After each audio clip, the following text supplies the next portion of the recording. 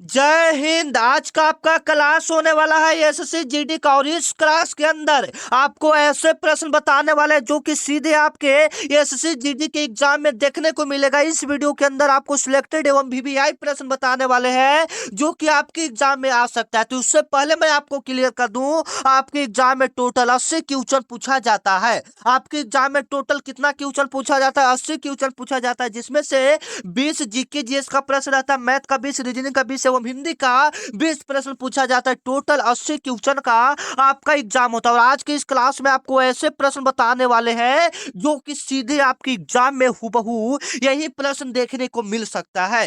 तो आज का आपका पहला प्रश्न है, भारत का पहला डिजिटल विश्वविद्यालय किस राज्य में स्थापित किया गया? आपका पहला सवाल कर रहा है। मैं आपको पहले क्लियर कर दूं, ये आपका करंट अफेयर से सवाल है। किससे सवाल है? करंट अफेयर से सवाल है। एसएससी जीडी खुद कहता है कि मैं आपके एग्जाम में करंट अफेयर से लगभग 10 से ज्यादा प्रश्न पूछूंगा। 10 प्लस आपके एसएससी जीडी के एग्जाम में करंट अफेयर्स पूछे जाते हैं।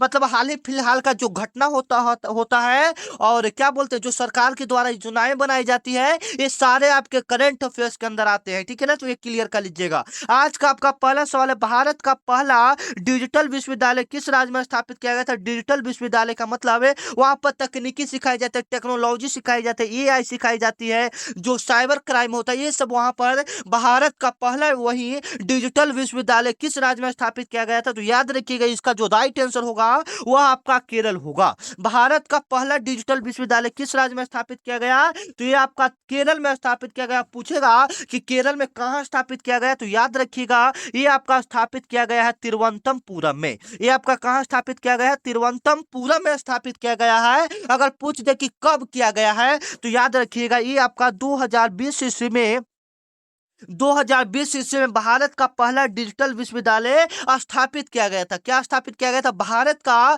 पहला डिजिटल विश्वविद्यालय किस राज्य में स्थापित किया गया? तो केरल के तिरुवनंतपुरम में स्थापित किया गया था। कब किया गया था? 2020 ईस्वी में किया गया था। जैसे में डिजिटल विश्वविद्यालय में क्या होता है, यहाँ पर एआई जो भी मतलब टेक्नोलॉजी है जो आने वाले देश को आगे बढ़ाएगा, ठीक है, तो उस सब वहां पर सिखाया जाता है। अब यहाँ से एआई से संबंधित प्रश्न क्या पूछेगा? जैसे में आपका एक कोर्स भी होता है कंप्यूटर, तो जैसे में हो सकता है पूछेगा कंप्यूटर का जनक किसे कहते हैं? तो चार्ल्स बेबेज को कहते हैं। कंप्यूटर का जनक किसको कहते हैं? चार्ल्स बेबेज को कंप्यूटर का जनक कहते हैं। याद रखिएगा, कंप्यूटर में सीपीयू का पूरा नाम क्या होता है? फुल फॉर्म से भी आपकी एसएससी जीडी में एक दो प्रश्न देखने को मिलता है। पिछला साल का प्रश्न है, जीएसटी का पूरा नाम क्या होता है? ये पिछला साल पूछा गया प्रश्न है, जीएसटी का पूरा नाम क्या होता है? तो याद रखिएगा, गुड एंड सर्विस टैक्स होता है। जीएसटी का पूरा नाम क्या होता है? गुड एंड सर्विस टैक्स होता है। अब हम लोग सीपीयू को देख लेते हैं, सेंट्रल प्रोसेसिंग यूनिट होता है। सीपीयू का पूरा नाम क्या होता है? सेंट्रल प्रोसेसिंग यूनिट होता है। जीएसटी पिछले साल का प्रश्न है, तो आप इसको अच्छे से देख लीजिएगा, GST good and service tax. अब हम लोग बात कर लेते हैं आने वाला प्रश्न जो कि आपके एग्जाम में आने का संभावना है फुल फॉर्म से। जैसे में हो सकता है पूछ दे एटीएम।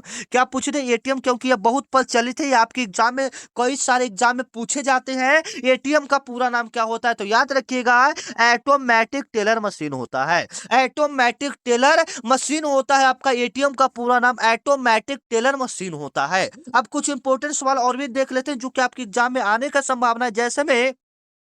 जैसे में जीएसटी का पूरा नाम क्या होता है? ये तो आपका हो गया ना। हाँ, पिछला साल का यह पेपर है, जीएसटी का पूरा नाम होता है गुड एंड सर्विस टैक्स होता है। आप इस बात को याद रखिएगा, ये प्रश्न जो है आपके पिछले साल के एग्जाम में पूछा गया। आपको एटीएम करवा दिया, एटीएम भी काम भी संभावित है। एटीएम का पूरा नाम क्या होता है? ऑटोमेटिक टेलर मशीन होता है। याद रखिएगा, ऑटोमेटिक टेलर मशीन होता है। यह सवाल आपके एग्जाम में आ सकता है। ठीक है, चलिए 2 नंबर आपका सवाल है जो कि आपका करंट अफेयर से ही है, तो देख लीजिएगा। प्रधानमंत्री विश्वकर्मा योजना किस वर्ग से संबंधित है? ऐसा एक प्रश्न है आपके एसएससी जीडी के एग्जाम में देखने को मिलता है, तो यह प्रश्न आप अच्छे से देख लीजिएगा। प्रधानमंत्री विश्वकर्मा योजना किस वर्ग से संबंधित है? तो आपको ऑप्शन देखकर पता चला होगा, यह मजदूर से नहीं संबंधित होगा, छात्र से तो एकदम नहीं होगा, किसान से नहीं होगा, तो यह किससे होगा? कारीगर एवं शिल्पकार से विश्वकर्मा योजना संबंधित है। किससे संबंधित है? विश्वकर्मा योजना संबंधित है। इससे ज्यादा प्रश्न आपके एग्जाम में नहीं बनेगा, तो मात्र आप ये याद रखिए, विश्वकर्मा योजना किससे संबंधित है? तो कारीगर एवं शिल्पकार से संबंधित। इससे ज्यादा प्रश्न नहीं बनेगा, तो टेंशन लेने की बात नहीं है। चलिए आपका अगला नंबर 3 नंबर का सवाल है जो कि आपके एग्जाम में आने वाला सवाल है। एकदम सिलेक्टेड प्रश्न है। क्या है? एकदम सिलेक्टेड प्रश्न, एकदम एकदम चुन कर लाए हैं। ये आपके एग्जाम में पूछा जाएगा, क्योंकि ये जो 2024 वाला सवाल है ये 25 के एग्जाम में नहीं पूछा गया था। जो अभी एसएससी जीडी का पिछले साल एग्जाम हुआ था, पिछली बार एग्जाम हुआ है, उसमें यह सवाल नहीं पूछा गया था। तो यह हो सकता है आपके 2026 के एग्जाम में पूछ दे, जो कि आपका 23 फरवरी से स्टार्ट है। मैं वादा करता हूं कि अगर आप इस क्लास को पूरा देख लेते हो तो आधा से ज्यादा हूबहू यही सेम प्रश्न आपके एग्जाम में देखने को मिलेगा। ठीक है, तो हाल ही में भारत टैक्स 2024 का आयोजन किस शहर में किया गया था? काफी इंपोर्टेंट है, आप इसको याद रखिएगा। कहां पर किया गया था आप लोग बताइए। उससे पहले मैं आपको क्लियर कर दूं, जैसे में 2020 ईस्वी में क्या हुआ था बताइए। एक मिनट, एक मिनट। जैसे में 2000 पहले हम लोग देख लेते हैं, जैसे में इसके बारे में पहले देख लेते हैं, ठीक है, उसके बारे में अगला बात हम लोग करेंगे। जैसे में हाल ही में भारत टैक्स 2024 का आयोजन किस शहर में किया गया था, तो सभी बच्चे को पता है ये आपका कहाँ में किया गया था, नई दिल्ली में आपका किया गया था। और कब किया गया था पूछेगा कि भारत टैक्स से आयोजन कब किया गया था, तो 2024 ईस्वी में। ठीक है ना, यहाँ पर जैसे में टैक्स होता है TAX, जिसको हम लोग हिंदी में क्या बोलते हैं, कर बोलते हैं, जिसको हिंदी में हम लोग क्या बोलते हैं, कर बोलते हैं। और एक तरफ से हम लोग GST भी बोलते हैं। ठीक है ना, क्योंकि आपको देखिए अब पिछला जो साल जो प्रश्न पूछा गया था वह GST से पूछा गया था। किससे पूछा गया था? GST से। और यह टैक्स से संबंधित प्रश्न है। ठीक है, तो देख लीजिएगा। अब आपके एग्जाम में सवाल बनेगा, जैसे में यहाँ से सवाल बनेगा, ये तो नई दिल्ली हो गया। अब आपको टैक्स के बारे में यहाँ पर समझा रहे हैं, जिसको हिंदी में हम लोग क्या बोलते हैं, कर बोलते हैं, या इसी को हम लोग क्या बोलते हैं, GST भी बोलते हैं। ठीक है, तो यहाँ पर क्लियर कर लीजिएगा।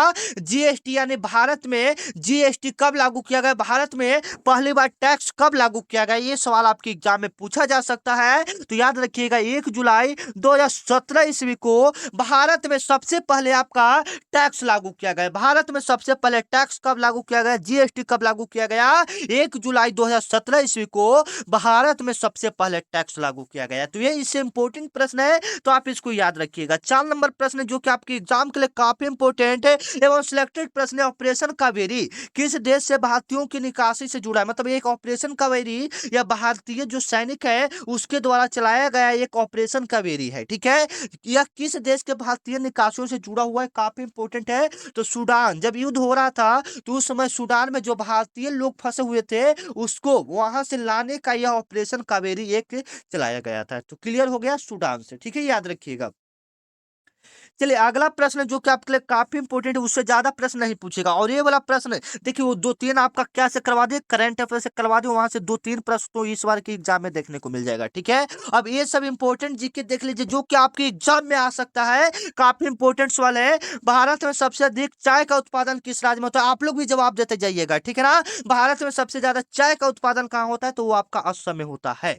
भारत में सबसे ज्यादा जो चाय की खेती किया जाता है वह कहाँ में किया जाता है, असम में किया जाता है। असम के जो ज्यादातर लोग रहते हैं वो चाय की खेती ही करते हैं, वो जीवन यापन जो अपना करते हैं वो चाय की खेती ही करके करते हैं। अब पूछेगा सबसे ज्यादा चाय चावल, भारत में सबसे ज्यादा चावल का उत्पादन कहाँ होता है, तो ये आपका पश्चिम बंगाल में होता है। भारत में सबसे ज्यादा चावल का उत्पादन कहाँ होता है, तो पश्चिम बंगाल में होता है। याद रखिएगा, ये भी आपके एग्जाम के लिए काफी इंपॉर्टेंट है। भारत में सबसे ज्यादा चावल, चावल पूछ रहा है, चाय तो आपका असम हो गया, चावल का उत्पादन कहाँ होता है, पश्चिम बंगाल में होता है। केरल में आपका रबड़ हो गया, मसाला हो गया, नारियल हो गया, ये सब का सबसे ज्यादा उपज कहाँ होता है, केरल में। पूछेगा रबड़ या नारियल ये सब पूछेगा तो ये आपका क्या हो जाएगा, केरल हो जाएगा। याद रखिएगा, यहाँ पर 3 इंपॉर्टेंट क्वेश्चन आपको क्लियर किए हैं जो कि आपके एसएससी जीडी के एग्जाम में आ सकता है। उससे पहले आप लोग अभी तक चैनल को सब्सक्राइब नहीं किया हो तो चैनल को सब्सक्राइब कर लीजिएगा, क्योंकि आपको इस चैनल पर रोजाना आपको एसएससी जीडी का क्लासेज मिलेगा। आपको कहीं नहीं, इसी चैनल पर एसएससी जीडी का इंपॉर्टेंट क्लास मिलेगा, जो कि हम आपको एकदम सिलेक्टेड एवं वीवीआई प्रश्न देंगे जो कि सीधे आपके एग्जाम में आ सकता है। तो चैनल को क्या कर लीजिएगा, सब्सक्राइब कर लीजिएगा। यह आपका बड़ा भाई है जो आपके पीछे खड़ा रहेगा और एग्जाम को इस बार तार तार करके रख देगा। ठीक है ना, और यह जो क्लास है आपको वर्दी दिलाने में बहुत मदद करेगा। हम भी आपके साथ हैं, आप घर पर रिवीजन कीजिए और मेरे साथ भी पढ़ाई कीजिए। मतलब देखिए, घर पर भी पढ़ाई कीजिए और मेरा वीडियो से आप लोग रिवीजन कर लीजिए, तो दोनों फायदा होगा। इस बार का रिजल्ट आपका एकदम बेहतर आएगा। घर पर भी पढ़ाई कीजिए, ठीक है ना। देखिए, मैं आपको पहले क्लियर कर दूं, आप कितना भी वीडियो देखिए, ठीक है, जब तक आप घर पर खुद से नहीं पढ़ाई करोगे आपका रिजल्ट बेहतर नहीं होगा। तो घर पर पढ़ाई तो करना पड़ेगा मेरे दोस्त, ठीक है। चलिए तो इसीलिए आप लोग चैनल को क्या कर लीजिएगा, सब्सक्राइब कर लीजिएगा, क्योंकि इस चैनल पर आपको एकदम सिलेक्टेड एवं वीवीआई प्रश्न दिया जाएगा। तो भारत में सबसे अधिक चाय का उत्पादन जो किया जाता है असम में किया जाता है, सबसे ज्यादा चावल आपका पश्चिम बंगाल में, केरल में आपका रबड़ नारियल ये सब कहाँ होता है, केरल में होता है। तमिलनाडु में सबसे ज्यादा, एक तरफ से हम लोग कहें तो क्या होता है, तमिलनाडु में आपका तो कुछ नहीं होता है, ठीक है। तमिलनाडु में सबसे ज्यादा मछली पाया जाता है, ठीक है। वहाँ की जो लोग रहते हैं वो ज्यादातर मछली बेचकर जो समुद्र किनारे है, तो वहां पर जो लोग रहते हैं मछली बेचकर यापन करते हैं, ठीक है। क्लियर हो गया। चलिए 6 नंबर सवाल है जो कि आपके लिए काफी इंपॉर्टेंट, ये वाला सवाल आपके जीएस में पूछा जाता है, आपको क्लियर कर दे। जीके जीएस मिलाकर लगभग आपके एग्जाम में टोटल 20 क्वेश्चन एसएससी से पूछे जाते हैं। एसएससी में टोटल 20 क्वेश्चन आपके जीके जीएस से मिलाकर पूछा जाता है, ठीक है। ग्रीन हाइड्रोजन मिशन का मुख्य उद्देश्य क्या है, ग्रीन हाइड्रोजन मिशन का मुख्य उद्देश्य क्या है, तो बताइएगा। बताइएगा आप लोग, ग्रीन हाइड्रोजन मिशन का मुख्य उद्देश्य क्या है, तो स्वच्छ ऊर्जा उत्पादन करना है, स्वच्छ ऊर्जा उत्पादन करना, इसका मुख्य उद्देश्य क्या है, स्वच्छ ऊर्जा उत्पादन करना है। मतलब ग्रीन हाइड्रोजन भारत सरकार के द्वारा चलाया गया एक योजना यानी एक मिशन है, जिसके तहत हम लोग को गंदगी नहीं फैलाना है। जैसे में जो हम लोग किसी कचरा को जलाते हैं तो उससे बहुत ज्यादा धुआं निकलता है, तो वो सब हमको नहीं करना है, स्वच्छ ऊर्जा का उत्पादन करना है, ठीक है। बिल्कुल इसके तहत जो भी स्वच्छ ऊर्जा है उसको हम लोग यूज करेंगे, ठीक है। बी ऑप्शन इसका क्या हो जाएगा, बिल्कुल करेक्ट हो जाएगा। इससे ज्यादा प्रश्न नहीं बनेगा, तो आप सिर्फ इसका आंसर ये याद रखिएगा, ठीक है। चलिए 7 नंबर सवाल आपके संविधान से, जो कि आपके लिए काफी इंपॉर्टेंट सवाल है, जो कि आपके एग्जाम में पूछे जा सकते हैं। संविधान के किस अनुच्छेद के अंतर्गत राष्ट्रपति शासन लगाया जा सकता है। इस क्लास के अंदर आपको हिंदी, जीके, मैथ, रीजनिंग सभी देखने को मिलेगा। तो चैनल को आप लोग सब्सक्राइब करके व्हाट्सएप ग्रुप में जुड़ जाएंगे, क्योंकि जो भी क्लास होगा बाबू सबसे पहले आप पाना चाहते हैं, या जो भी पीडीएफ रहता है वो सबसे पहले लेना चाहते हैं फ्री में, तो आप मेरे व्हाट्सएप ग्रुप में जुड़ जाइएगा, आपको वहां पर क्लास सबसे पहले पता चलेगा। आपको स्क्रीन पर एक नंबर दिख रहा है 9334517119, इस पर आपको एसएससी जीडी लिखकर मैसेज करना है। क्या है, अगर 23 फरवरी से पहले आप इस क्लास को देख रहे हैं तो याद रखिए आपको एसएससी जीडी इस नंबर पर मैसेज करके लिखना है, आपको व्हाट्सएप ग्रुप में जोड़ दिया जाएगा, और जो इंपॉर्टेंट पीडीएफ रहेगा, जो आपके एग्जाम में आने वाला सवाल रहेगा, वो सबसे पहले आपको पता चलेगा। तो फिलहाल स्क्रीनशॉट लेकर रख लीजिए, क्योंकि क्लास पहले जरूरी है, तो क्लास को पहले पूरा देखिए, ठीक है। आ जाइए, संविधान के किस अनुच्छेद के अंतर्गत राष्ट्रपति शासन लगाया जा सकता है, काफी इंपॉर्टेंट सवाल है। तो अनुच्छेद 356 के तहत संविधान के किस अनुच्छेद के तहत राष्ट्रपति शासन लगाया जा सकता है, तो अनुच्छेद 356 के तहत राष्ट्रपति शासन लगाया जा सकता है। मतलब राष्ट्रपति जो शासन करता है इसी अनुच्छेद के तहत, अनुच्छेद 356 के तहत। अब यहाँ से आपके एग्जाम में पूछता है कि राष्ट्रपति आपातकाल किस अनुच्छेद के तहत लगाता है, राष्ट्रपति आपातकाल किस अनुच्छेद के तहत लगाता है, तो अनुच्छेद 352 के तहत लगाता है। अनुच्छेद 352 के तहत राष्ट्रपति अपना शासन लगाता, मतलब राष्ट्रपति आपातकाल की घोषणा किस, एक मिनट यहाँ पर अच्छे से हम लोग थोड़ा सा क्लियर कर लेंगे, कोई दिक्कत नहीं रहना चाहिए, ठीक है। सबसे पहला जो आपका क्वेश्चन कर रहा है कि राष्ट्रपति शासन किसके तहत, 356, आपका पहले क्लियर कर लीजिए कि जो राष्ट्रपति शासन करेगा वो 356 अनुच्छेद के तहत करेगा। अब क्या होता है, पूछेगा कि राष्ट्रपति जो आपातकाल का घोषणा करता है वह किस अनुच्छेद के तहत करता है, तो वह अनुच्छेद 352 के तहत करता है। ये बात कंफर्म कीजिए। अभी तक आपका भारत में, देखिए भारत में अभी तक आपका 3 बार आपातकाल का घोषणा हो चुका है। भारत में अभी तक कितना बार आपातकाल का घोषणा हो चुका है, 3 बार आपका भारत में आपातकाल का घोषणा हो चुका है। तीनों डेट याद है आपका, नहीं तो देख लीजिए। पहला आपका 1962 ईस्वी में जब भारत चीन का युद्ध हो रहा था, पहला आपातकाल कब लगाया गया था, 1962 ईस्वी में जब भारत चीन का युद्ध हो रहा था। दूसरा आपका हो जाएगा 1971 ईस्वी में जब भारत पाकिस्तान का युद्ध हो रहा था। और तीसरा आपातकाल का घोषणा किया गया था 1975 ईस्वी में जब भारत देश में शांति फैला था। तीन आपका बता दे, पहला 1962, दूसरा आपका 1971 और तीसरा आपका क्या हो जाएगा 1975 हो जाएगा। कंफर्म याद रखिए। चलिए आपके एग्जाम में ये सब पूछे जाने वाले सवाल है, तो आप इसको रट जाइएगा, ठीक है ना। राष्ट्रीय खेल पुरस्कार किस मंत्रालय द्वारा जारी किया जाता है, राष्ट्रीय खेल पुरस्कार किस मंत्रालय द्वारा जारी किया जाता है, तो युवा मामले एवं खेल मंत्रालय द्वारा जारी किया जाता है। जो राष्ट्रीय खेल पुरस्कार आता है वह किस मंत्रालय द्वारा, जो खेल का पुरस्कार दिया जाता है वह किस मंत्रालय द्वारा, तो युवा मामले एवं मंत्रालय द्वारा जारी किया जाता है। अब इससे इंपॉर्टेंट सवाल क्या बनेगा यहाँ पर देख लीजिएगा। जैसे में आपका सवाल है राष्ट्रीय खेल, यानी आपका एक एसएससी जीडी में टॉपिक भी है खेल, कि आप खेल से भी आपके एग्जाम में एक दो तो प्रश्न देखने को मिलेगा ही तो मिलेगा, या मेरा लिख कर ले लीजिए, ठीक है। तो देख लीजिए सबसे पहले खेल दिवस कब मनाया जाता है, ये इससे इंपॉर्टेंट सवाल बनता है जो कि आपके एग्जाम में पूछे जा सकते हैं। राष्ट्रीय खेल दिवस कब मनाया जाता है, याद रखिएगा 29 अगस्त को। 29 अगस्त को आपका क्या मनाते हैं, राष्ट्रीय खेल दिवस मनाते हैं। राष्ट्रीय खेल दिवस कब मनाते हैं, 29 अगस्त को हम लोग क्या मनाते हैं, राष्ट्रीय खेल दिवस मनाते हैं। राष्ट्रीय खेल दिवस कब मनाते हैं, 29 अगस्त को आपका राष्ट्रीय खेल दिवस मनाते हैं। ये आपका क्लियर हो गया, कन्फर्म पता करिए। चलिए अगला सवाल है, अब खेल से क्या पूछता है कि हॉकी में कितने खिलाड़ी होते हैं, क्रिकेट में कितने खिलाड़ी होते हैं, फुटबॉल में कितने खिलाड़ी होते हैं। तो इस सारा को हम क्लियर करके रख देंगे। देखिए एक ट्रिक याद रखिए, मैं जो बताता हूँ, एच सी एफ में टोटल 11 खिलाड़ी होता है। टोटल कितना खिलाड़ी होता है, 11 खिलाड़ी होता है। एच से क्या हो गया, क्रिकेट हो गया। एच से क्या हो गया, क्रिकेट। क्रिकेट में टोटल कितना खिलाड़ी, 11 खिलाड़ी। सी मतलब क्रिकेट, अच्छा एच मतलब हॉकी ना, एच मतलब हॉकी। एच मतलब क्या, हॉकी। सी मतलब क्रिकेट, एफ मतलब फुटबॉल। ये तीनों में टोटल कितना खिलाड़ी होता है, 11 खिलाड़ी होता है। टोटल आपका कितना खिलाड़ी होता है, 11 खिलाड़ी होता है। और आप लोग बताइएगा आप लोग को क्लास कैसा लग रहा है, ये बहुत जरूरी है। ईमानदारी पूर्वक कमेंट में एक बार लिखेंगे आप लोग को क्लास कैसा लग रहा है, ठीक है। क्योंकि आप लोग बताइएगा तभी तो मैं कुछ सुधार कर पाऊंगा। अगर मुझ में कुछ गलती है, मैं कुछ गलती यहाँ पर आपको नहीं दिख रहा है, या वीडियो कम क्वालिटी में दिख रहा है, या क्वेश्चन नहीं दिख रहा है, या जो प्रॉब्लम है, एक बार कमेंट में जरूर बताइएगा। या अच्छा लग रहा है तो अच्छा बताइए, क्योंकि आपका ईमानदारी पूर्वक एक कमेंट बहुत ही बच्चे को इंपॉर्टेंट है। क्योंकि देखिए बच्चे जो रहते हैं क्या, जो क्लास जो देखते हैं, वो बच्चे जो क्लास जो देखते हैं, आप ही सबके कमेंट के ऊपर देखते हैं। जैसे मैं आप लोग कमेंट कर दीजिएगा कि नहीं सर आपका वीडियो खराब लग रहा है, तो अगला बच्चा क्यों देखेगा। आप लोग इसलिए अच्छा सा कमेंट कीजिए ताकि जो भी वीडियो है ना मदद। अच्छा हाँ, स्क्रीन लॉक हो गया तो कोई दिक्कत की बात नहीं है। चलिए तो अगला आपका 9 नंबर सवाल है जो कि आपके लिए काफी इंपॉर्टेंट है, काफी सवाल है हाल ही में। हाँ यही वाला सवाल आपको ऊपर करवाने का सोच रहे थे, ठीक है। हाल ही में जो आपका G20 शिखर सम्मेलन की अध्यक्षता किस देश ने किया था, काफी इंपॉर्टेंट है, जो कि आपके लिए काफी इंपॉर्टेंट है, ठीक है, जो कि आपके लिए काफी इंपॉर्टेंट है। तो G20 हाल ही में पूछ रहा है, तो याद रखिए जो G20 एगो 2023 ईस्वी में हुआ था, एगो कब हुआ था, 2023 ईस्वी में हुआ था, और एगो 2024 ईस्वी में।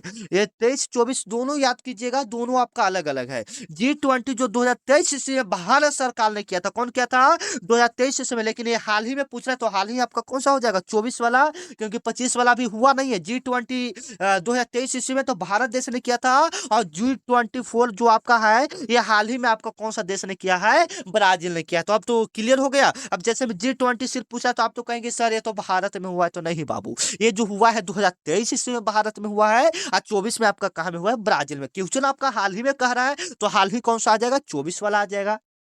क्लियर।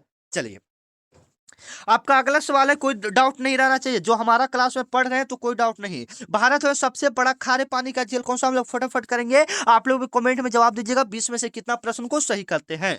भारत में सबसे बड़ा खारे पानी का झील कौन सा हो जाएगा, चिल्का झील हो जाएगा। भारत में सबसे बड़े खारे पानी का झील कौन सा हो जाएगा, चिल्का झील। वो आपका कहाँ में है, ओडिशा में। भारत की सबसे बड़ी खारे पानी का झील कौन सा है, ओडिशा में है। और ये आपका कहाँ स्थित है, याद रखिएगा, ये आपका कहाँ में स्थित है, ओडिशा में है। और पूछेगा भारत की सबसे बड़ी मीठे पानी का झील कौन सा हो जाएगा, भारत की सबसे बड़े मीठे पानी का झील कौन सा हो जाएगा, याद रखिएगा, जिसको हम लोग बुल्लट झील कहते हैं, जिसको हम लोग क्या कहते हैं, बुल्लट झील कहते हैं। और ये बुल्लट झील आपका कहाँ में है, ये बुल्लट झील आपका जम्मू कश्मीर में है। कंफर्म है, ये बुल्लट झील भारत की सबसे बड़ी झील है, या सबसे बड़ी मीठे पानी का झील कौन सा, बुल्लट झील है। बड़ा में भी पूछेगा तो बुल्लट झील, और मीठा पानी का भी झील पूछेगा तो बुल्लट झील, जो कि आपका जम्मू कश्मीर में पड़ता है। क्लियर। चलिए आपका 11 नंबर सवाल है जो कि आपके लिए काफी इंपॉर्टेंट है, वो सिलेक्टेड प्रश्न है। नारी शक्ति वंदन अधिनियम किससे संबंधित है, काफी इंपॉर्टेंट सवाल है। नारी शक्ति वंदन यह किससे संबंधित है, तो ये आपका सभी को पता है, नारी मतलब महिला, यानी ऑप्शन में आपको दिख रहा है महिला, तो बिल्कुल बिल्कुल यही आपको टिक लगा देना है। महिला की जो आरक्षण दिया गया वो 33% विधान परिषद में, यानी पंचायती राज में, जो एक तरफ से कह सकते हैं विधानसभा में लगभग महिला को 33% आरक्षण किया जाए। मान लीजिए कि 100% होता है, 100 में 33% आपका महिला रहेगा। अब आप लोग देखते हैं वैकेंसी में भी यही होता है कि आधा से ज्यादा, मतलब आधा आपका महिला का पोस्ट आता है, आधा आपका पुरुष का पोस्ट आता है, ऐसा आता है।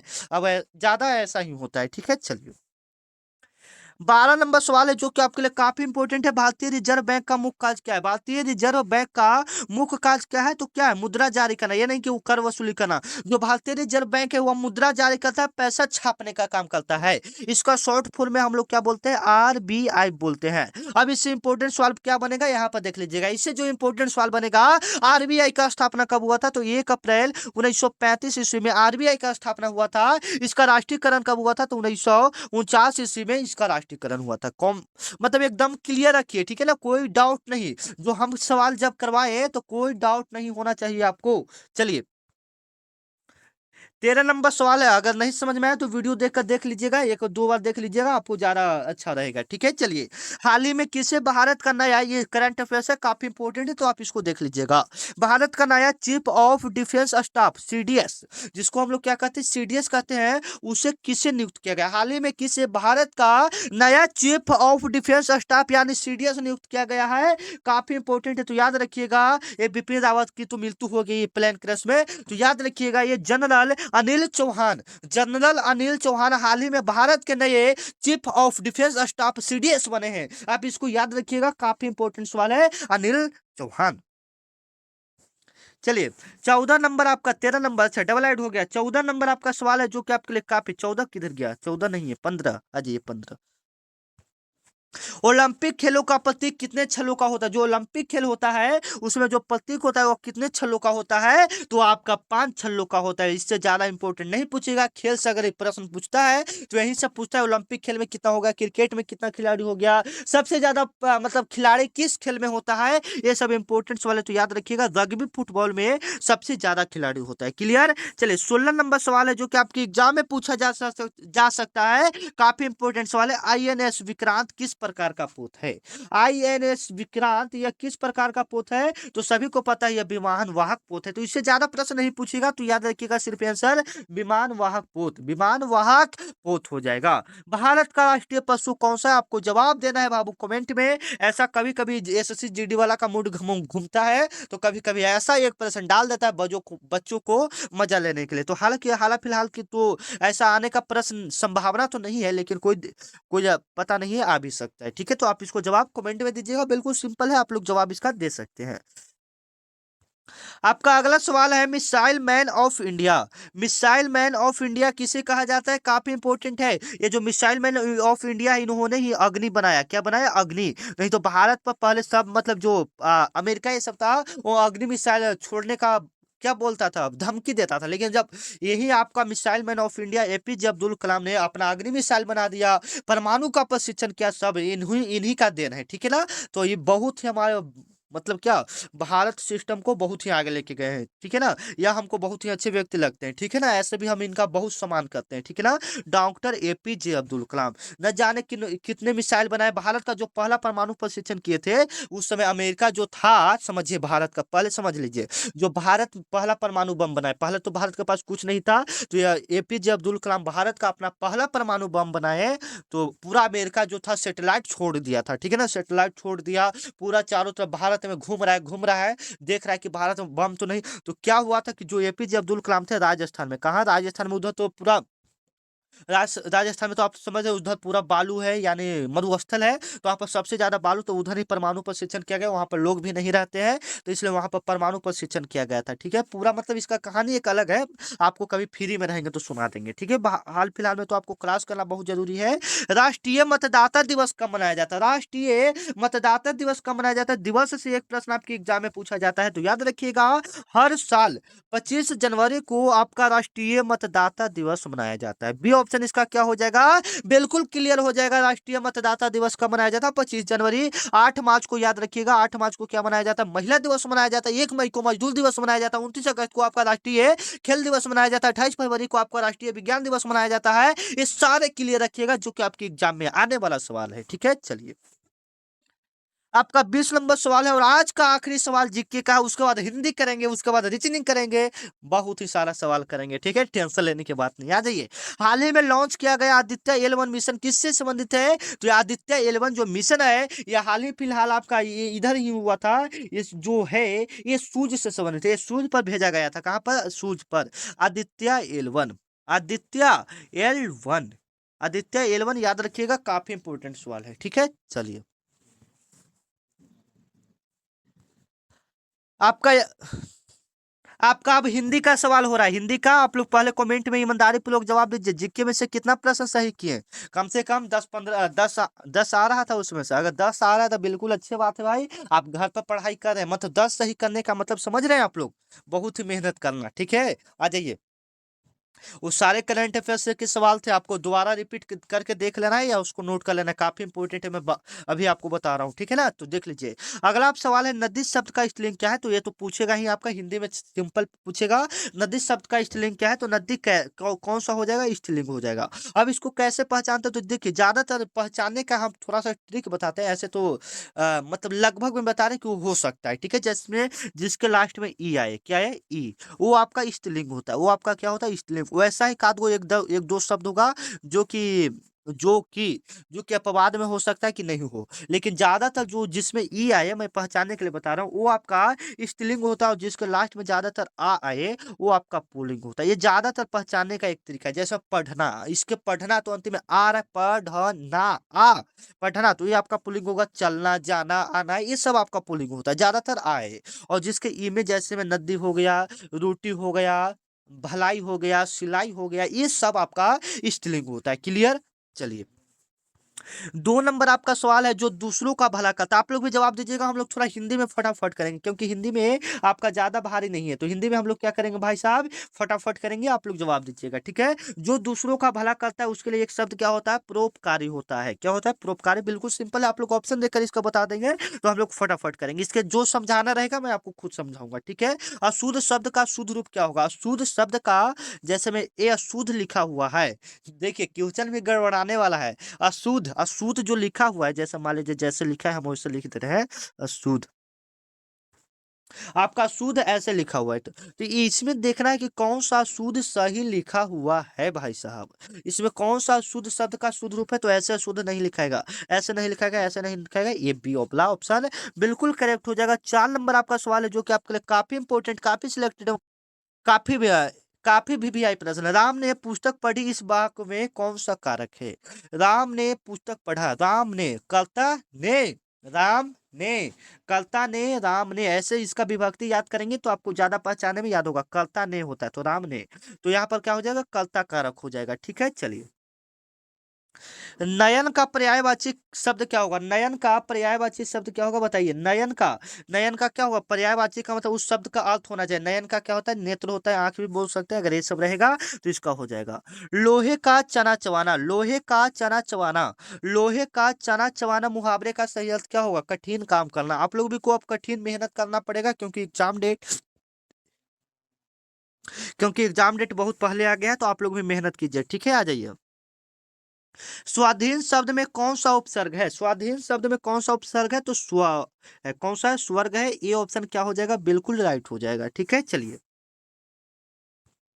आपका 8 नंबर सवाल है, पुस्तके शब्द का बहुवचन क्या है? पुस्तके शब्द का बहुवचन क्या होगा? बताइए। तो पुस्तके, पुस्तके कौन सा होगा? बताइए। पुस्तके, पुस्तके है ते, तो ये बहुवचन, बहुत सारा है तो पुस्तके बहुवचन। ठीक है, चलिए।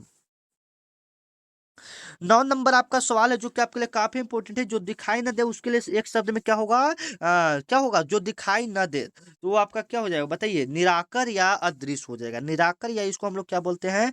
अदृश्य हो जाएगा। क्या हो जाएगा? अदृश्य। ठीक है, चलिए। 10 नंबर आपका सवाल है, सूरदास किस काल के कवि थे? सूरदास किस काल के कवि थे? तो याद रखिएगा, ये आपका भक्ति काल के कवि थे। तो इससे ज्यादा नहीं पूछेगा, ये भक्ति काल सिर्फ याद रखिएगा। नील शब्द का विलोम क्या है? नील, नील शब्द का विलोम क्या है? 11 नंबर आपका सवाल है, नील शब्द का आपका विलोम क्या होगा? नील, नील मतलब नीला, और नीला का क्या हो जाएगा? श्वेत हो जाएगा। ठीक है, हम लोग थोड़ा फटाफट करेंगे। जो कभी न मरे, जो कभी न मरे, जो कभी न मरे, उसके लिए एक शब्द में क्या हो जाएगा? अमर। जो कभी न मरे, उसके लिए एक शब्द में क्या हो जाएगा? अमर हो जाएगा। याद रखिएगा। चलिए।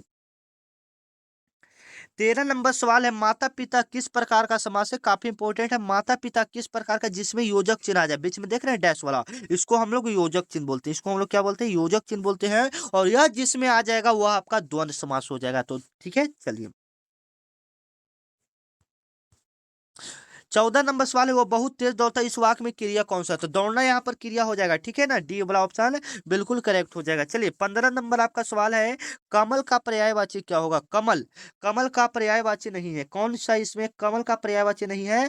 तो कमल, कमल जैसे में पंकज उसको बोलेंगे, नीरज बोलेंगे, राजू बोलेंगे, लेकिन चंद्रम, इस चंद्र आपका चांद का हो जाएगा। इसमें हम लोग ज्यादा नहीं करेंगे क्योंकि इसमें हिंदी ही सिर्फ करेंगे, रीजनिंग आपका देख लेंगे अगले वीडियो में हम लोग, ठीक है, क्योंकि वीडियो काफी लंबा हो जाएगा तो वीडियो आपको भी देखने में बोरिंग लगेगा, ठीक है, हम ज्यादा नहीं देखते, हम नहीं ये नहीं सोचते कि बच्चों को बोरिंग लगे, ठीक है ना। तो मैथ का अभी रीजनिंग का प्रश्न भी आपको दिखा देंगे कैसा कैसा आता है, दिखाकर आप उसको हो सके तो स्क्रीनशॉट लेकर घर पर। पर्वत शब्द का विलोम क्या होगा? पर्वत शब्द का विलोम क्या होगा? पर्वत उल्टा क्या हो जाएगा? पर्वत माने ऊंचा है तो मैदान हो जाएगा, ठीक है। चलिए, जो पढ़ने योग्य हो उसके लिए शब्द क्या होगा? पठनीय हो जाएगा, बिल्कुल सिंपल है। 17 नंबर आपका सवाल है, आप लोग भी जवाब दीजिए। ऊंची समय पर कार्य करने वाला कहलाता है, जो ऊंची समय पर कार्य करता है, जब काम है, जब जब मतलब कोई काम है तो उस समय पर आप कर दिए तो आप बाबू स्वनिष्ठ आदमी है, समय पर काम करने वाले हैं, ठीक है। निडर शब्द में कौन सा उपप्रत्यय है? और अभी भी आप लोग स्वनिष्ठ बने, अभी समय है, आप लोग पढ़ाई कर लीजिए। स्वनिष्ठ, निडर, निडर शब्द में कौन सा प्रत्यय है? डर, अर, इसमें कोई नहीं होगा, ठीक है ना। निडर, निडर इसमें कोई नहीं होगा, ठीक है ना, निडर में कोई होगा ही नहीं, ठीक है, निडर अर नहीं होगा, ठीक है। चलिए 20 नंबर आपका सवाल है जो कि आपके लिए काफी इंपॉर्टेंट है, काफी सिलेक्टेड है, आप इसको देख लीजिएगा, ठीक है। आ जाइए, भारतेंदु हरिश्चंद्र किस युग के कवि थे? तो आपको पता चल जाएगा इनके नाम से, भारतेंदु, तो भारतेंदु युग के थे, ठीक है, सी ऑप्शन बिल्कुल करेक्ट हो जाएगा। आप यहाँ पर हिंदी में देख सकते हैं रीजनिंग के प्रश्न आपको कितना इंपॉर्टेंट लाए थे, हमको खुद अफसोस हो रहा है कि मैं आपको ये मैथ वाला प्रश्न नहीं करवा पा रहा हूँ, ठीक है। तो मिलते हैं नेक्स्ट वीडियो में, अगला वीडियो सुबह आएगा इसका 8 बजे, तो आप लोग देख लीजिएगा 8 बजे सुबह। आज 9 10 तारीख है तो 11 तारीख का सुबह, 11 तारीख का सुबह 8 बजे ये मैथ वाला रीजनिंग वाला ये प्रश्न अब उपलब्ध रहेगा, तो आप इसको देख लीजिएगा, ठीक है।